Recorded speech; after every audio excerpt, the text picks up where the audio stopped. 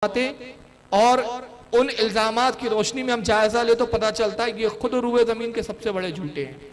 آئیے ان کے نزدیک یہ جھوٹ کیوں بولتے ہیں، اس پر کبھی آپ نے غور کیا کہ اتنے دھڑلے سے یہ پورے مسلمانوں کو کافر اور مشرک کہہ دیتے ہیں، پورے امتوں کو مشرک کہہ دیتے ہیں، اور بدنام ہم کو کرتے ہیں کہ صاحب بریلوی حضرات، سنی حضرات سب کو کافر کہتے ہیں۔ معاف کرنا، ہم کسی کو کافر نہیں کہتے، ہم صرف اسے کافر کہتے ہیں جو رسول کا گستاخ ہوتا ہے۔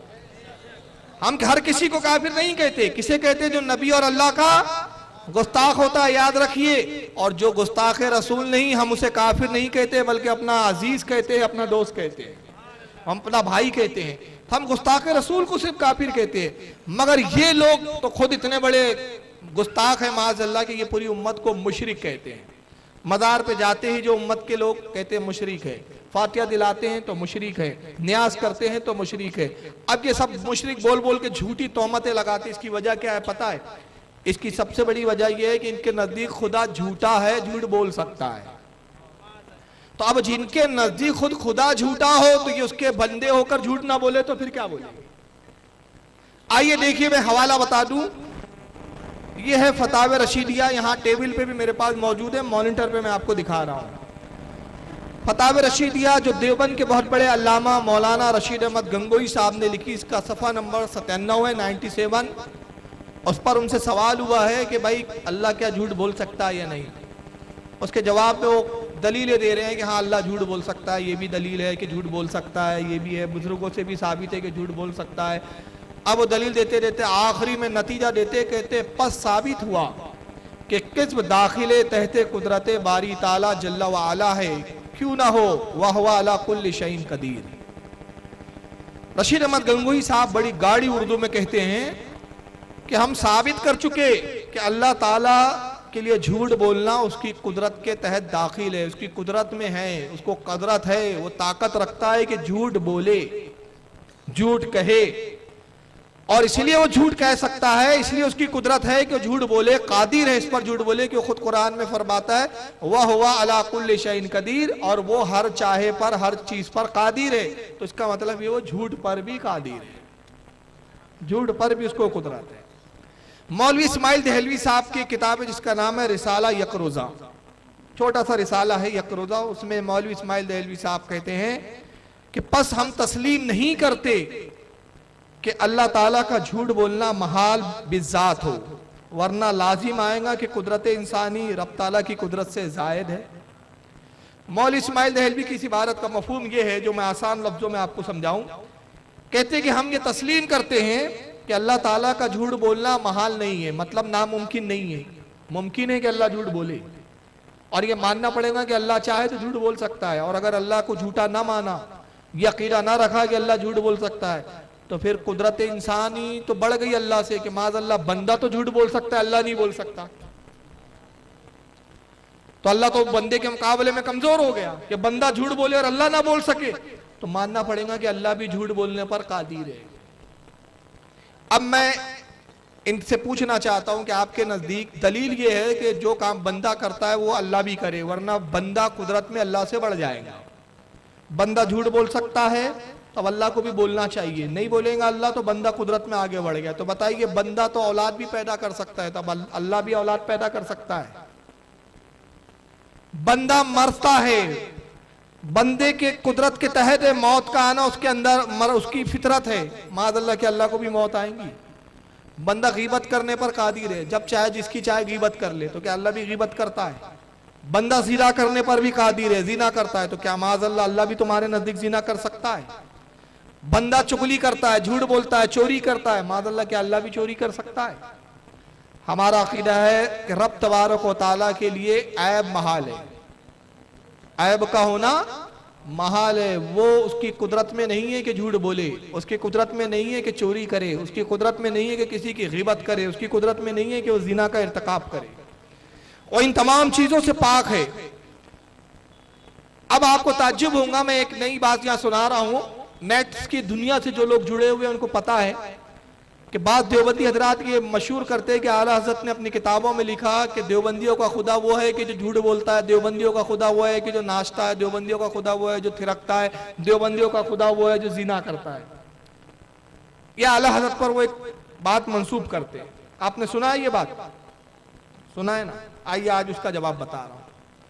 इसका पस मंजर यह है कि रशीद अहमद गंगोही ने जब फतावे रशीदिया में ये बात लिखी और एक फतवा दिया जो कलमी फतवा है, और उसमें कहा कि अल्लाह ताला झूठ बोल सकता है, तो आला हजरत फाजिल बरेलवी ने रशीद अहमद गंगोही पर हुक्म कुफ्र लगाया और कहा जो अल्लाह को झूठा माने वो शख्स काफिर है, और ऐसा काफिर है कि जो उसके कुफ्र में शक करे वो भी काफिर है। और इस फतवे पर अरब के बड़े बड़े उलमा की दस्तखतें ली गई, अरब के उलमा ने दस्तखतें की, तस्दीक की। रशीद अहमद गंगोही के चाहने वालों ने, उनके मुरीदों में जिसमें महमूदुल हसन साहब एक थे, उन्होंने किताब लिखी माअज़ल्लाह अस्तग़फिरुल्लाह। आला हज़रत को जवाब देते हुए कहते हैं कि मौलाना अहमद रज़ा खान साहब, आप कहते हैं कि अल्लाह झूठ बोलने पर कादिर नहीं है। अरे झूठ बोलना हमारे लिए है भाई, अल्लाह के लिए नहीं है। अल्लाह तो इस पर भी कादिर है, वो चाहे तो जिना करे, वो चाहे तो चोरी करे, वो चाहे तो ग़ीबत करे। ये महमूदुल हसन ने जब लिखा तो आला हजरत ने किताब लिखी। आइए मैं इसकी झलक दिखा रहा हूं। किताब बड़ी ज़ख़ीम है। किताब का नाम है सुबहान सुबहू अन ऐब क़िस्म मक़बूब। 1307 हिजरी में आला हजरत ने इस किताब को लिखा और 75 वजूहात की बिना पर 75 लुज़ूम कुफ्र गिनवा कर बताया कि यह अकीदा रखना कि अल्लाह झूठ बोल सकता है, जो ये अकीदा रखे वो 75 वजूहात की बिना पर काफिर है। और उसके बाद फरमाया, किताब का उन्वान ही यही है कि अल्लाह झूठ नहीं बोलता, झूठ बोलने से अल्लाह पाक है। और उस किताब में आपने फरमाया कि ये तुम्हारा अकीदा है, तुम कहते हो कि अल्लाह झूठ बोल सकता है, अल्लाह झूठी बात कह सकता है, अल्लाह जिना कर सकता है, अल्लाह ग़ीबत कर सकता है।